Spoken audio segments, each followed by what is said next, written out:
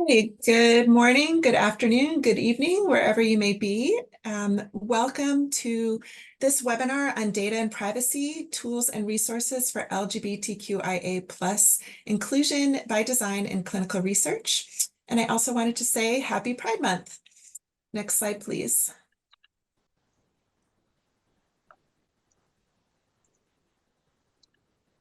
So my name is Willie Ann DeCormier-Plasky. I use she, her pronouns. I am the program director at the MRCT Center for our DE&I portfolio. I'm here today with Christina Dragon, who is the measurement and data lead at the Sexual and Gender Minority Research Office for the National Institutes of Health. Also, Isabel Brown is here, who is an associate clinical trial leader for Genentech Inc., and Dean Mariano, who is the Associate Vice President, the Digital Office for Eli Lilly and Company. I just wanted to, each of us will be presenting a short presentation during this webinar, and I'll be asking each presenter to share more about themselves during their presentation. But for the moment, I just wanted to say a huge thank you to Christina, Isabel, and Dean for being here during this webinar and for all of the work that they've done for sharing their insights in the development of the toolkit. We do have a couple of housekeeping notes. One is that closed captioning is enabled. You just need to click show captions at the bottom of your screen. And the second is to make sure to put your questions in the Q&A and your discussion points in the chat. Next slide, please. So I have a couple of disclaimers. The first is that the material and opinions presented here are my own and not intended to represent the position of the Brigham and Women's Hospital, Harvard, or any other entity. The MRCT Center is supported by voluntary contributions, and this work is licensed under a Creative Commons license. So I just wanted to say that I wanted to give a little introduction to the MRCT Center for those of you who may not know us. So the Multi-Regional Clinical Trial Center is a part of the Brigham and Women's Hospital and Harvard University. We basically are a research and policy center focused on addressing the conduct, oversight, ethics, and regulatory environment of clinical trials. And what we do is really just collaborate amongst stakeholders across the clinical research spectrum, whether they're sponsors, sites, people who work at regulatory agencies, people in IRBs, and we just try and understand what are the key questions and issues that are coming up in the clinical research space, and we try and create practical tools to address those challenges. Next slide, please. So I wanted to situate the work that we're doing on inclusion of people who are LGBTQIA in clinical research within the DE&I portfolio. So the MRCT Center has been working on DE&I for 10 plus years, and their work definitely predates my arrival at the MRCT Center. But one of the biggest products you see on the screen is this Achieving Diversity, Inclusion, and Equity in Clinical Research guidance document and toolkit. And this guidance document is about 400 pages. You can find it on Amazon or at the link that Hayat's going to put in the chat. It's very comprehensive. It was released in 2020, and it really is meant to cover all vulnerable populations. So also a few other things that you see on the screen, the first 3 bullets are also meant to address kind of DE&I in general. So we developed the Equity by Design metrics framework, so to develop metrics in clinical research for DE&I. Then we've been very recently just released on Clinical Trials Day is a national action plan for achieving diversity in clinical trials. This came out of meetings that were coordinated by CTTI, the Clinical Trials Transformation Initiative, the MRCT Center, the Milken Institute. Sorry, go back a slide, please. The Milken Institute and the National Academies of Science and Medicine. And then there's a new collaborative called REACH with AHARP and Primer and Mass General Brigham that's developing a suite of tools for IRBs and HRPPs and DE&I. And then we have a whole other kind of subset of work that we're doing on different populations. So one is on people with disabilities. So we released the Accessibility by Design and Clinical Research Toolkit last year. We also are working with longevity and the Equitable Access to Clinical Trials project that just recently released a bunch of tools on financial accessibility to clinical trials. So this is really some work developing on people, particularly who are underinsured or not insured, or who are low income.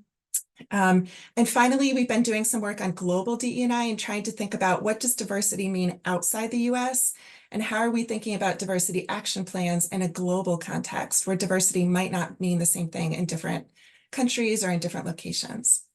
Next slide, please. So the LGBTQIA+ portfolio, how did this come about? So why do we want to focus on this? I listed 3 reasons on the slide, but there are many, many, many reasons. And I think my colleagues are going to also kind of bring this up in the beginning of their presentations.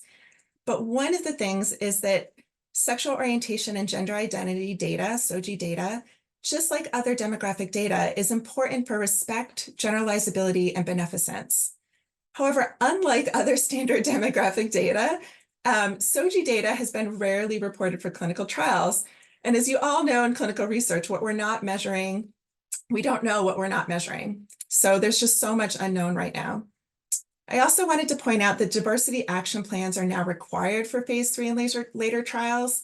And though the initial kind of guidance on these diversity action plans was focused on race and ethnicity, there is mention in there of sex and gender, and there's definitely been a lot of evolving work at the federal level, which Christina will speak to. Next slide, please. So to develop this work, the MRCT Center hosts a bioethics collaborative every quarter. And in June of 2022, we held one on sex and gender in clinical research. And there was a lot of interest in the topic. So what we did was we held listening sessions with diverse stakeholders across, all of pharma and sites and everyone in different LGBTQI communities to try and understand what were the key issues that people were really kind of concerned about. And then we convened a working group, which is started in August of 2023 and is ongoing. And really the working group, the objectives were to create practical resources, which is kind of our deal, that really focused on clinical research though, because while there are some tools to support LGBTQIA+ inclusion, there aren't as many in the clinical research space. So what we wanted to do was kind of to draw upon existing products that are more detailed, for example, how to create or fill out medical records for LGBTQIA+ inclusion, or there's a number of trainings on LGBTQIA+ inclusion for staff at different organizations, and kind of draw out best practices from those and from the guidance that's being published kind of at the federal level and around at different institutions. But also we just wanted a forum to share experiences as we're all working through, piloting and innovating in this space. Next slide, please. So we are developing an LGBTQIA+ inclusion by design and clinical research toolkit. And what we're doing is we're releasing the tools over the course of 2024. So not just during Pride Month, we're doing Pride all year long. And we released 2 of the tools in April, the LGBTQIA+ inclusive imagery case study and the LGBTQIA+ inclusive language checklist. Today, we're releasing the SOGI data collection checklist and SOGI data privacy checklist, and they're meant to kind of work together. And you can see the QR codes on your screen for those 2, and Hayat is putting those in the chat. And then we're working on new tools to release in November, and we're still sorting out what those are, but probably around patient journey and accountability and site selection. Next slide, please. So I just wanted to talk about a couple of these a couple of the tools that we're releasing. So the first one is on data collection. I'm not going to go through the whole thing. I'm just going to point out a few of the key points. So in the data collection space, the first part is to define the purpose of the data collection. Why are you collecting that data? There's many purposes for data collection. Why are you collecting this data? And communicate that to the participants. Why are you collecting it? And then to only collect the data that's necessary for that purpose. We don't want to be digging into people's lives when it's unnecessary and collecting data that is private. We also recommend that SOGI data is collected alongside other demographic data. However, that people have opt-out options for sharing their personal SOGI information. Next slide, please. Also, we recommend that you document and clearly explain in all patient-facing materials the risks of SOGI data collection, how data will be protected, again, why it's being collected, and the intended use of the SOGI data. As always, we recommend to work with populations who are LGBTQIA and across those groups. So not only people who are gay and lesbian, but people who are transgender, intersex, and non-binary as well, throughout the process of developing your data plans, collecting the data, developing privacy plans. And also building in all of this work into your operational budget and planning. Because if we don't have budgets and we don't have these in the plans, we're not going to get very far. So next slide, please. So I just have two slides on the data privacy, and hopefully you'll look more into these tools and see them in depth. But the first part is we talk about a welcoming environment. We reiterate this in kind of all of the tools, but no one is going to share their data with you or feel comfortable sharing their data with you if the environment itself at the site or among the staff is not welcoming. We talk about safeguards, and there's about 15 of those within the checklist. So I grouped them into 4 pieces. So we have local and site environment. So considering the local context, the local laws, the local cultural environment, and how this may impact the safety of the participants. Also creating options. Again, we talked about opt-out options, but also things like flags. We talk about that within the different data systems, because there's not only clinical research data systems, but sometimes there's other systems talking to each other, whether, among the labs that are being collected, the pharmacy, insurance. For example, people who are 26 or younger are often on their parents' insurance. So that's something always to think about. Data storage, having a management plan throughout the full life cycle of the data. And then the data sharing, making it the data available only through a controlled access environment, which we all use, but we really need to make sure that this is well set up so that it's only being shared appropriately in this environment. Next slide. So finally, I just wanted to say that these tools are all a work in progress. So one thing that we did is we added an addendum to the SOGI data privacy checklist for pediatric participants. So we're also thinking about adding an addendum for transgender participants as well. And we've just started a transgender inclusion breakout group to kind of think a little bit more about what that addendum would need to look like for data privacy and also for all of the other tools that we're developing. So just to say for the pediatric addendum, that we've set up the processes, the physical space, and the patient preferred modalities to ask pediatric participants questions. They don't necessarily speak in the same terms or understand in the same way that that adults do. And also, trying to think about to clearly explain who is going to have access to their health record information, given things like insurance and other things. So next slide, please.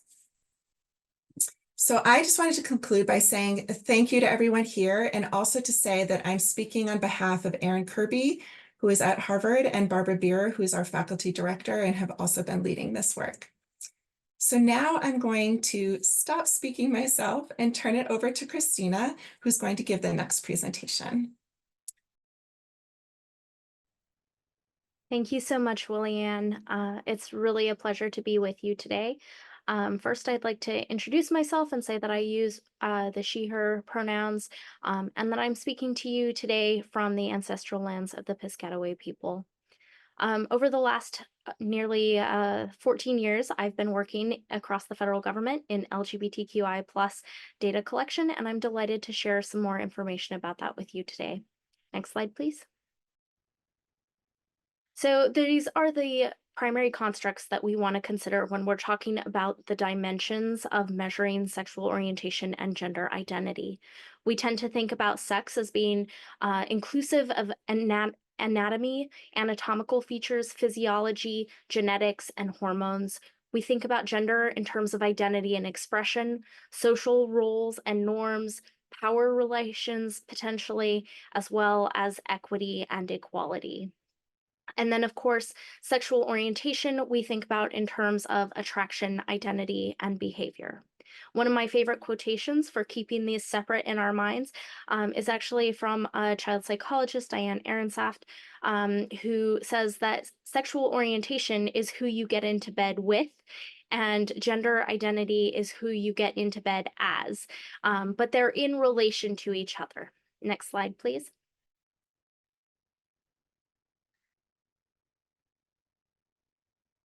As you can see from the graph that's presented here, there has been a steady increase in the number of people across the United States who have been comfortable disclosing their LGBT identities.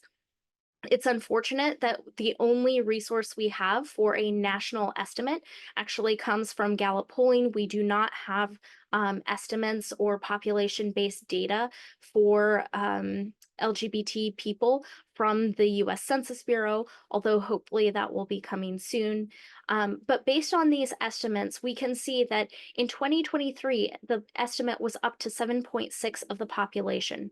So it's only reasonable for us to assume that there are many folks who might be participating in clinical trials as well as seeking healthcare or experiencing the healthcare system in some way who would be identifying as lesbian, gay, bisexual, and transgender. Next slide, please. Of course, we've been working on these topics in the federal government for a number of years.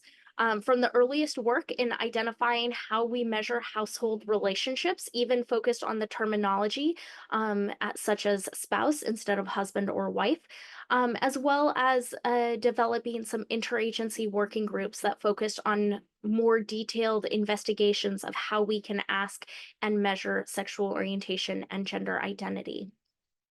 Across this course, we've been guided by consensus study reports from the National Academies of Science, Engineering, and Medicine. Most recently, their publication in 2022 titled Measuring Sex, Gender Identity, and Sexual Orientation, which the NIH commissioned specifically for recommendations on how best to measure and capture these demographic variables in research and clinical settings, as well as administrative and patient settings.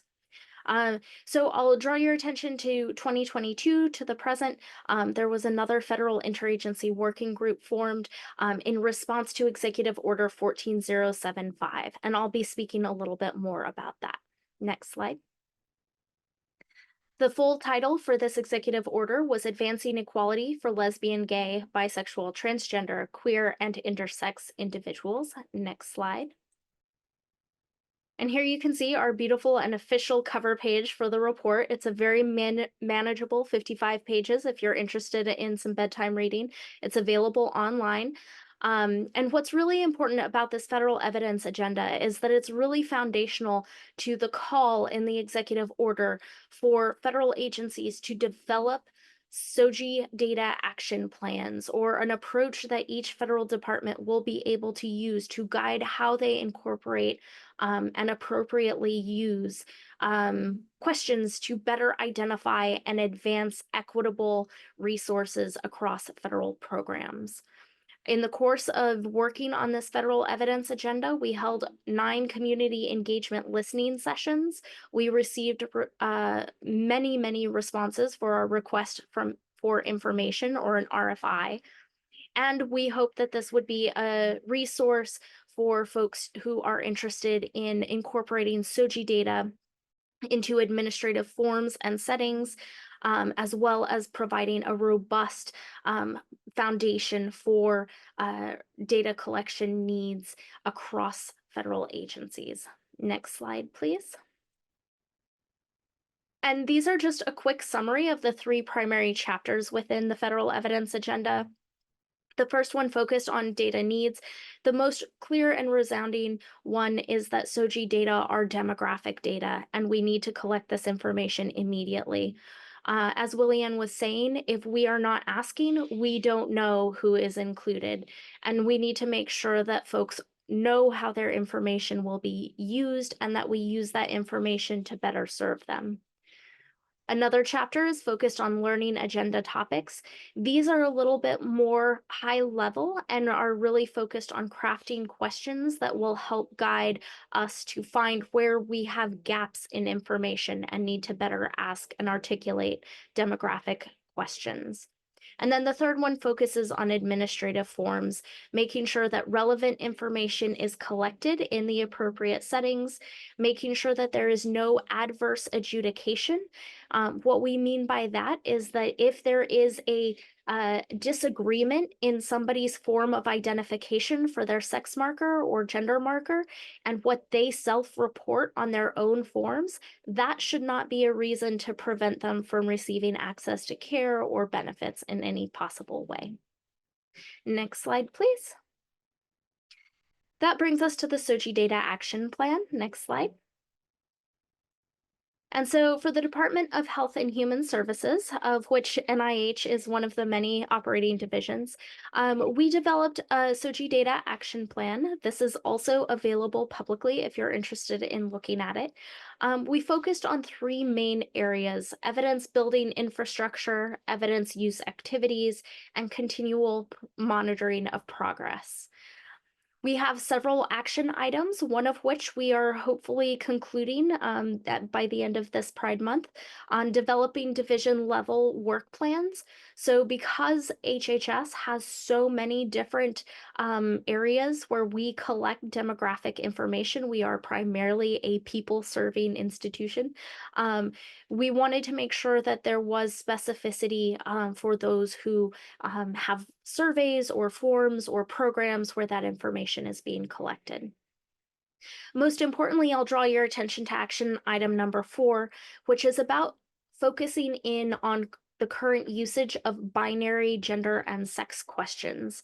Many of you have probably experienced many forms where there are only two options, the male checkbox and the female checkbox. And in an ideal world, we would have a more robust way to capture the nuances and diversity of human experience, expression, and of course, biology in a health and healthcare setting. Next slide. Thank you so much for your time. Thank you so much, Christina. And thank you so much for all of the work that you're doing. It's just an incredible body of work, and you've done such an amazing job. So I wanted to turn it over to first Isabel will speak, and then Dean, both of them about their kind of experiences in the pharma sector trying to implement some of these recommendations. So I'm going to turn it over first to Isabel. And Isabel, take it away. I think one more slide, go forward. Yeah, there we go. Thanks, Willianne. And thank you, Christina. That was an awesome presentation. So as Willianne said, hi, everyone. My name is Isabel Brown. My pronouns are she, hers, and I'm an associate clinical trial leader at Genentech.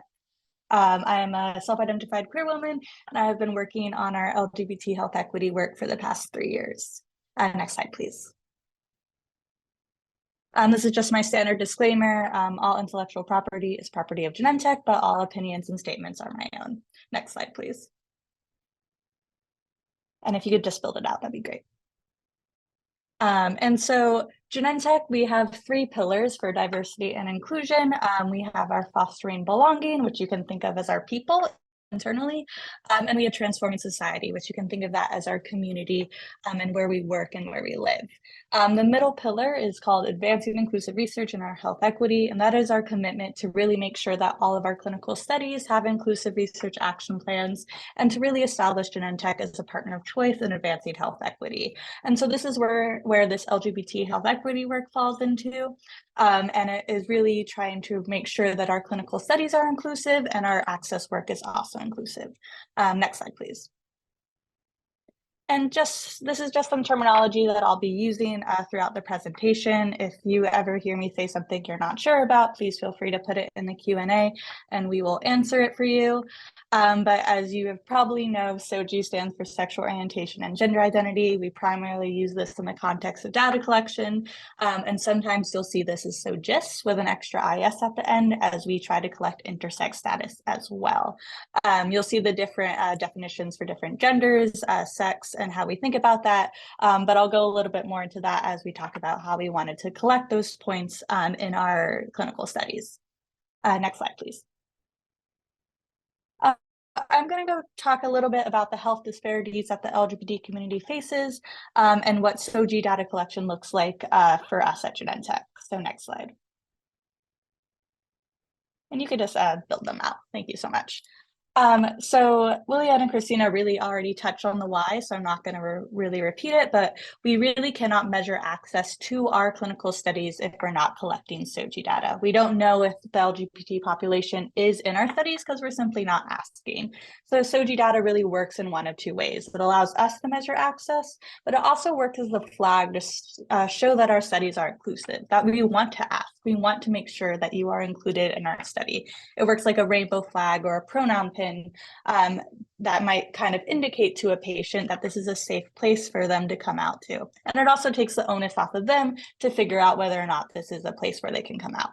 As you've known with Christina, the NIH recommends collecting SOGI data, and it also helps us understand the health disparities that the community faces. So next slide, please. And so what we do know about the LGBT community, even with this lack of data, is that there are higher rates of health challenges of the general population, so cisgender and heterosexual folks. And so these health challenges are really caused by social determinants of health or structural drivers of health. You can think of that as where you live, where you work, your access to education, to income, to healthcare, to health literacy. Those drivers really affect your health outcomes, and the structural discrimination that the LGBT community faces really exacerbates those health challenges. And that is especially true for the transgender community. This is also exacerbated by a lack of knowledge with healthcare staff. There's a lack of training in medical school, and there is a lack of trust in the environment, mainly, of course, due to anti-LGBT laws that can affect healthcare providers as well as the patients. And as mentioned, we are limited data when it comes to research, especially outside of the HIV/AIDS realm. And as Christina said, we don't collect in the US Census when it comes to LGBT folks. Many of us use that Gallup survey that she showed the graph of. Next slide, please. And so just some best practices, and as a note, many of you are probably working on SOGI data collection. This is not a complete or exhaustive list. The list of the MRCT is publishing today is amazing, and so I highly recommend you go there. But as the main points that I want to touch on is that, again, it is reported along with the rest of demographic data, like your race and ethnicity information. It is always optional and self-reported, meaning that at any point an IRB, a site, or a patient can opt out of data collection, and it has the same privacy safeguards as any other demographic data, like race and ethnicity, as aligned with the GDPR. Next slide, please. And so I'm going to go over how we implemented SOGI data collection in the clinical studies at Genentech. Next slide. And so, of course, as with anything, we had to pilot it first and try it out.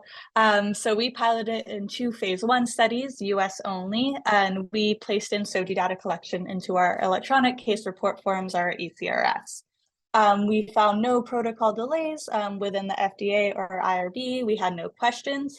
And we also found that patients were answering SOGI questions, which is really exciting to see. There's a myth that sometimes patients may not want to answer, but we found that we had a 100% completion rate, which is very cool. We don't see that with race and ethnicity. And one thing that we also noticed is that the patients in these studies, their ages range from 20 to 85. So we were seeing elderly patients who we were also told might not be comfortable answer these questions, which is very cool to see. In order to do this, we of course had to consult with many stakeholders, everyone from regulatory to our privacy group, and we had to work heavily with our data standards team to set this up in our CRFs because we don't have it in our data standards as of yet. We also talked with our sites a lot when we were piloting this collection. We conducted feasibility to make sure that they wanted to collect this and they were willing to, and the majority of them were, and the majority of them were also aware of SOGI terminology at that point, which was exciting to see. Next slide, please. And so this is what our SOGI collection looked like. This is not perfect. It is ever changing. There are different recommendations, but we wanted to create something that would have the least burden on a patient. So we couldn't use every term that we know exist. And we unfortunately couldn't do a two-step question for gender identity, as many of you see, where we asked, like, are you transgender? And then what is your current gender identity, male, woman, and non-binary? So we decided to use the term cisgender, even though we were told that many patients may not recognize that term, because we realized we had a learning opportunity here. Because we got to talk about sites about this collection, we really were able to go talk to our PIs and those who were running our site staff, and to make sure that they were understanding of these terminologies. They understood how to ask them to patients. And we could also talk about the LGBT health inequities. It really was a gateway for us to open up this conversation and think about how we want to train sites, both when it comes to SOGI data collection, but also how we want to make sure that LGBT patients feel safest at that site. As you can see, it just follows ethnicity in our CRF case report form. Next slide, please. And so really awesome is that CDISC, which is our group that oversees the global data standards for clinical trials, is planning on inputting SOGI questions. They released their first draft in March, and so we are awaiting their final draft. It is different than what we've had in our pilot, but that's a-okay. We will use whatever CDISC proposes.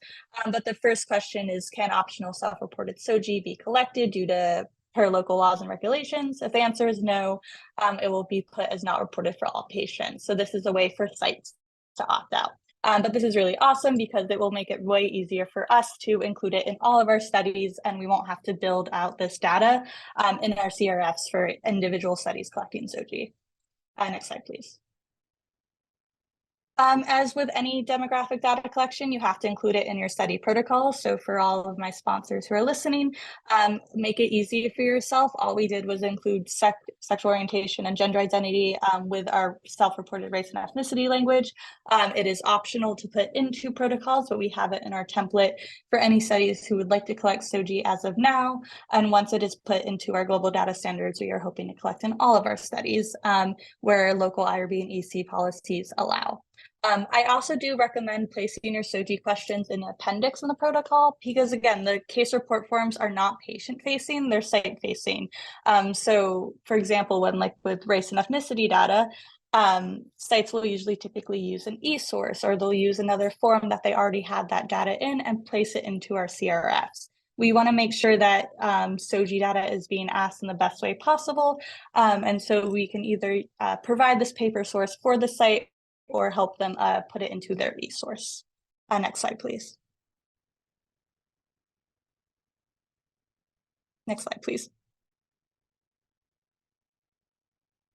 Thank you. And so as noted, it also has to be in your informed consent. Your patients need to know what you are collecting and why. And so we added gender identity and sexual orientation along with our race and ethnicity data collection point in our ICFs. Next slide, please.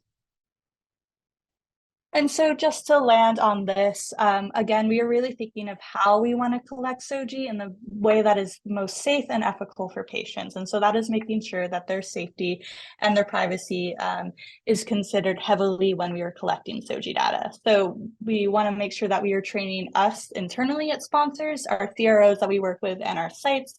And so luckily, all of these resources really do exist, which is great. The Fenway Institute, I highly recommend checking them out and looking at their SOGI data collection training. And of course, the MRCT Center and what we are launching within this LGBT inclusive working group. Next slide, please. And so, can you go to the next slide, please? And so just to recap, as I've mentioned, and as you've seen here, we know LGBT patients have higher rates of health challenges, but we don't understand many of them due to a lack of data. Collecting SOGI allows us to identify barriers while making our studies more inclusive, and it also allows us to explore intersectional relationships. But we need implementation that protects patient privacy and safety at all costs. And just as a note, our Genentech Patient Foundation, which is our patient access group, is also collecting SOGI in their patient access survey. And we're working with them to publish on what we have learned. And so you can be on the lookout for that in July. Thank you so much. And I will hand it back to Leanne. Thank you so much, Isabel. I feel like I learn new things every time I talk to you. So we are running right on time. Amazing job, everybody. I'm going to, can you forward to the next slide, please? Next couple slides to get to Dean's presentation. And I just wanted to note before Dean hops on that at the end of this session, Hayat will post in the chat, we created a list of resources drawn from all of the resources that were mentioned and put on these slides into one document. So she'll put the link to that at the end. Okay, so I'm going to turn it over to Dean. Please introduce yourself and welcome.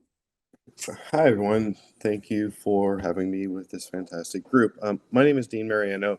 I'm a pain addiction anesthesiologist who is an associate vice president at Eli Lilly. Prior to industry, I've been involved as a PI as well as running clinical trials and trial development for phase 3 all the way to phase 1 in neuroscience and genetic medicine. And I'm currently working in the digital office, working in decentralized clinical trial initiatives, devices, as well as digital biomarkers to advance clinical trials. I want to thank everyone for allowing me to speak today. And it almost seems like my talk is going to be a summary of these fantastic talks we've already had today. So I think what you're going to see is that a lot of us are thinking about these initiatives and what we really need to do to advance clinical trial as well as healthcare practice for the future. As a side note, I'm also co-founder of the Transgender and Clinical Trial Initiative at Lilly, developing standards for incorporating transgender into clinical trials as well. Next slide, please. As a disclosure, like everyone else, these views are my own and don't reflect or on the official policies or positions of Eli Lilly and Company. Next slide. So, introduction, clinical trials. We all know that clinical trials can lack diversity and may not be adequately reflecting our various responses to treatment across different demographics. So, potentially leading to these inequities in healthcare. This is the essential why D&I is essential for working in these clinical trials and the initiatives that this team and MRCT is doing to help advance this initiative. Next slide, please. So, safety concerns in recruitment. You've heard this a lot through some of the original speakers. We do need diverse populations. As stated earlier, the 2022 guidance from the FDA on diversity marked a really significant step forward in ensuring that clinical trials adequately reflect the demographics of populations they aim to serve. You know, these diversity action plans aim to improve the enrollment of participants from underrepresented areas in racial and ethnic backgrounds. However, implementation of these plans in global clinical trials may present unique challenges for a pharmaceutical company, particularly concerning the legal and regulatory frameworks. So you really need to work on building the trust and communication around the cultural sensitivity and informed consents to improve patient access. Next slide. Data collection and management. My previous colleague Isabella, this is really where her focus is at, standardization to ensure content. Collecting D&I data in a global trial requires navigating diverse regulatory landscapes. Different countries have various regulations concerning data privacies, informed consents, and use of genetic and demographic data. As stated earlier, the GDPR imposes strict requirements on data handling and transfer, which can complicate this collection and use of demographic data in clinical trials. Looking at the adverse monitoring, managing interpretations of adverse events, all need to be considered when you're looking at the types of patients you're including in your clinical trials. Next slide, please. Operational logistics, again, site selection and ensuring trials are accessible to diverse populations without burdening certain groups, and ability to have the opt-out positions depending on safety concerns and legal concerns within the geographic locations in your global trials. You can also consider looking at doing adaptive design studies, implementing designs that allow modifications based on interim analyses to ensure diverse participants are being included. These are some of the ways that you can actually make sure that you're collecting the right data, especially for the efficacy part, but as well as, more importantly, the safety components of your drug trials that you are performing. Next slide. So leveraging technology. This is kind of what I'm focusing on today in my current job, is using digital health tools. Taking a patient-centric approach and utilizing decentralized clinical trials and health technologies can make this more accessible to patients, especially in populations with limited access to healthcare facilities. Remote monitorings, at-home samplings can reduce the burdens, as well as actually increase your enrollment for these types of trials. The data analytics employ advanced analytics to integrate and analyze these types of sources, ensuring that the data is accurate and that you're able to actually assess the overall quality of data for safety as well as for efficacy for your endpoints. Next slide. Ethical considerations. Again, talking about standardizing protocols, developing standardization and protocols for data collection, informed consent, and safety is paramount to ensure a regulatory, compliant, and ethical trial. Really, what it boils down to is ensuring ethical standards in communication and maintaining transparency in collecting these sensitive information is required. Careful planning and also what we talked about earlier was community engagement. This allows stakeholders to build trust and ensure that the compliance is being handled in a global regulatory manner for your trials. Next slide, please. Post-marketing surveillance. This is something that we don't always talk about, but really looking at it from the long-term follow-up of your clinical trial conduction really needs to look at the monitoring the safety and efficacy post-approval. Looking at some of the SOGI data and also making sure that you're monitoring after the fact and seeing if there's any disparities in certain populations is paramount to seeing how well your drug is safe and effective in the long term when you're looking at not just the clinical trial endpoints and time frame, but really the post-marketing surveillance is key to making sure that the products you are developing for future healthcare implementations really does hold the ability to perform in the long duration. Using rural data integration, which will allow you to help with the post-marketing insights for the treatment. Next slide, please. So ethical and legal safety concerns. This is a lot of times we always talk about laws prohibiting certain identities.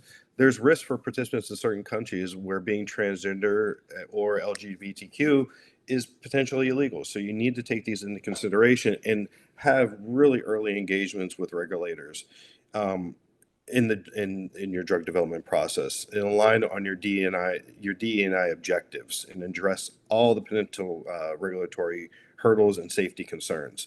Again, talked about earlier, we talked about data and privacy protection, following along with all the other collected sensitive patient information data that we collect to prevent misuse of this sensitive information. Being aware of what government regulations are and what access they have to this data during and even after the trial, which could affect your patient populations and put your participants at risk. Ways of how to handle your confidentiality breaches, risks of breaches being exposed to participants' legal repercussions or social stigma. Again, making sure that you work with all your necessary parties within your organization to make sure that this doesn't happen, and also have implementation plans if something like this does occur, so that you can protect your participants depending on their global and their country needs. And is there any way of anonymizing the techniques for protecting the patient's data, but still being able to capitalize on using this information in evaluation of your safety or efficacy in your endpoints? Next slide, please. So recommendations for mitigating risk: legal review. conduct thorough legal reviews in all the geographic locations that you're doing if you're doing a global clinical trial, and understand all the implications related to collecting this sensitive data, not just what we're going to get out of it, but what are the potential ramifications of actually collecting this information, and provide clear and concise metrics to your PIs, and work with them to decide on what will be important, but also maintaining priority is the safety of the participants in the clinical trial. Establishing your clinical oversights to ensure participants are protected and all the legal entities and compliances are followed. Implementing advanced data securities, again, with all of the personal information collected in these trials, is paramount to prevent, and also have plans if a breach or confidentiality is breached, or is breached, to and necessary to have an action plan to implement as soon as you do know that this happens. And look at adaptive consent processes that design an adapted informed consent process for different legal and cultural texts, meaning your informed consent has to be robust, it has to be informative, as well as making sure that the patients and sites know what they're signing into, but also make sure that it actually fits with all the legal and cultural context of the geographic locations that you're looking into. Next slide. So in conclusion, recognize significant risks and legal concerns in data collection, ensure robust safety and confidentiality measures are to protect vulnerable patients, particularly in regions where there are restrictive laws, and make sure you have your safety plans and mitigation strategies available to implement if anything did occur with a breach of data. Thank you. Dean, what a great presentation. And I think there's so much to unpack in there, but I think we're going to move to a question period. So we've already seen several questions in the Q&A, so please look at those if you haven't seen them yet. I see that Christina and Isabel already answered the questions that were posed, but if you have additional questions, please put them in the Q&A. For the moment, I'm going to ask just one or two questions that have been sort of buzzing around in my head. The first one I wanted to ask, particularly Christina, how do you think about determining the order for SOGI questions and kind of which values to offer in terms of response choices? Yeah, absolutely. So a lot of my thinking is actually guided by the 2022 National Academy's report measuring sex, gender, and sexual orientation.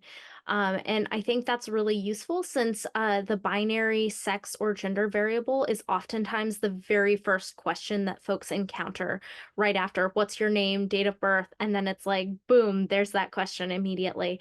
What we're hoping to do is explore replacing that single binary question with a two-step gender identity question at a minimum that provides an option for people to disclose their gender or their current gender, man, woman, non-binary.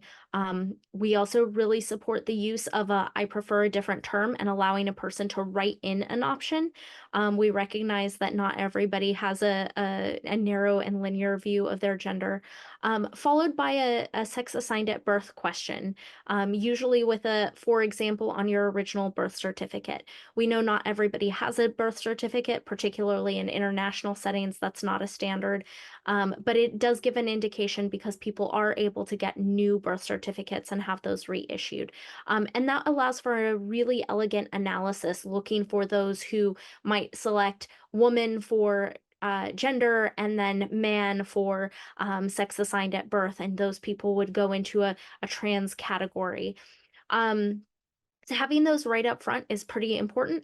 Incorporating a sexual orientation question does not absolutely have to be right next to a gender identity question, but should be in that core set of demographic information. These are not particularly more sensitive than any other questions, and actually there's a robust set of literature, a lot of it conducted by the Census Bureau, that indicates that in fact questions around income are far more sensitive than any questions around sexual orientation or gender identity. Thanks. Isabel or Dean, do you have anything to add to that? Okay. Isabel, yeah. No, I mean, I think Christina covered it. Right. She's a guru. I'm going Mhm. to move to asking a question that's in the chat, or sorry, in the Q&A, my bad. I think this first one that says, I recently had a study team submit a demographic survey to my IRB for an NIH-funded grant. When I requested that they change up the sex gender identity choices to be more inclusive, they said that the NIH had strict guidelines on the choices that could be used, and the survey was not altered. What are your recommendations? So I think I want to say, just as a general question, not just this question, but also when you've encountered sort of some resistance, how have you sort of navigated that? So who would like to start with that one? Do you want to start, Christina, since it's specifically said NIH? Yes, I'm happy to. We're in the process of working on revisions for inclusion tables. Reporting has not been as inclusive as would be helpful and appropriate for the most part. So I would say stay tuned. Hopefully there will be additional guidance soon. This has been something that we've been talking about in the Sexual and Gender Minority Research Office, essentially since the office started in 2015. Yeah, hopefully it will be updated more robustly soon.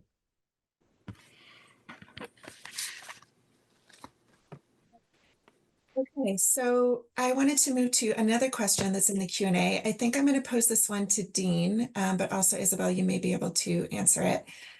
So this one is, it says, hi, Dean, can you expand, and I was asking this as well, on what you mean when you say establish strong ethical oversight to ensure participant protection and legal compliance? What are you thinking about at the sponsor and site level, above and beyond typical IRB review?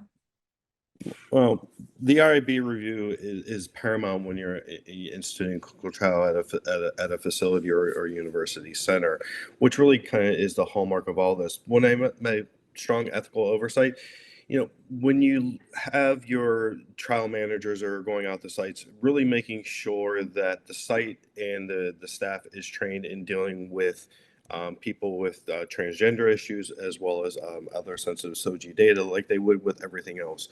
It really boils down to making sure that they are following what is actually been instructed with the training that we've imposed, as well as making sure that the data is being entered correctly in the forms and the case report forms that are needed. It really wants to make sure that the patients feel confident and trust that the site is also on that side of protecting the information and data as well, especially when you're thinking about a lot of the global trials that we do run.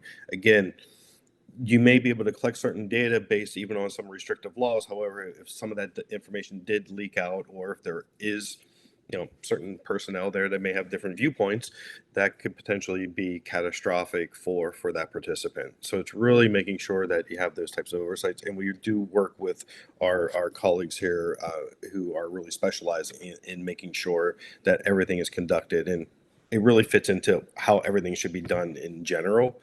But we kind of took it to another level with collecting this data as well, because of the sensitivity around it, and it's really becoming, it's not a norm for what a lot of trials are following and a lot of the sites are following now.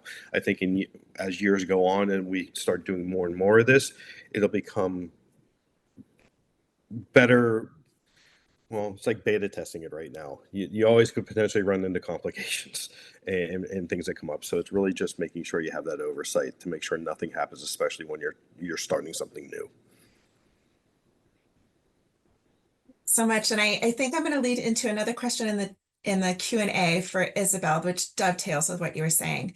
So I see one that says, from firsthand and secondhand experience, clinicians and medical doctors are unfortunately often unaware or unsupportive of SOGI topics and conversations.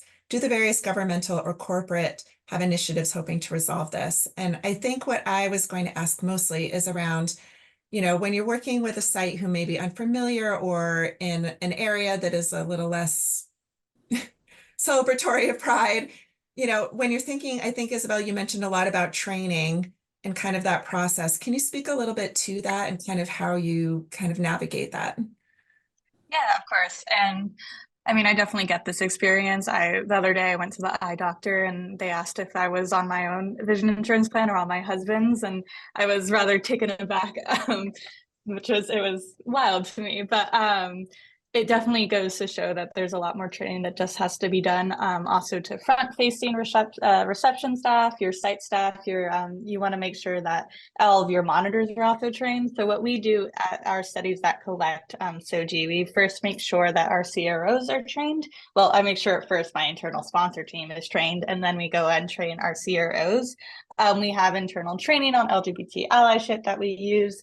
And then we also use Fenway and MRCT and other resources that are specific to clinical research. So the biggest people that we train are CRAs, so those who monitor our sites. And we then have them present about SOGI data collection to our PIs at our SIBs. So every time we're starting up a study, there are a couple slides dedicated to inclusive research, and one of those is on SOGI data collection and the importance of privacy there.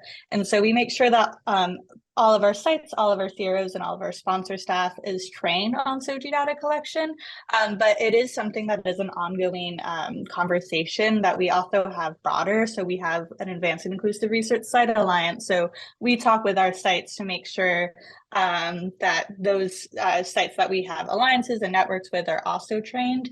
And those are, for example, UAB, University of Alabama, and many of you know that Alabama just passed anti-DNI laws. But we're still working with them and making sure that we are training on this. And it is really important that we go to states where there may be more anti-LGBT laws and where we talk to them more so about it than in other states to make sure that those patients there are being treated fairly and safely. So it is an ongoing conversation and it requires a lot of training and work, but it does have to happen. And as we go through it, more PIs and more site staff and more CROs and more sponsors are trained, eventually we'll get to a point where it becomes second nature. Absolutely agree. Mm-hmm. Yeah, we have the same thing as well. We actually place specific training now for all of our PIs and all of our internal people working in clinical trials, where it's part of their actual learning plans now that they actually have to go through. And then making sure that everyone who comes on board at any site is also now trained as well. Thanks so much. Really helpful. And I'll just say we have to wrap up, but one of the points in the Q&A is on intersectionality. And I think that that's definitely a topic we need to talk about more, particularly, I hear a lot from the disability community on intersectionality and with underrepresented racial minorities. So I think I've been seeing a lot more of these discussions, and it's definitely something that we need to include, I think, more in the toolkit. Kristen, do you mind bringing up the last couple slides? So I just wanted to say, first of all, thank you for attending today. We will post a link to the slides and the recording within 1 week, and we'll email all of you who registered with that link. Just to say, stay tuned for the next MRCT Center D&I webinar on Accessibility 101, how to write alt text and map participant journeys. The registration link, I guess we are able to get it live. It's going to be in the chat. Constant Contact was giving us grief, but it's live now. So I just wanted to say thank you very much to everyone for participating. Happy Pride Month and have a great rest of the day.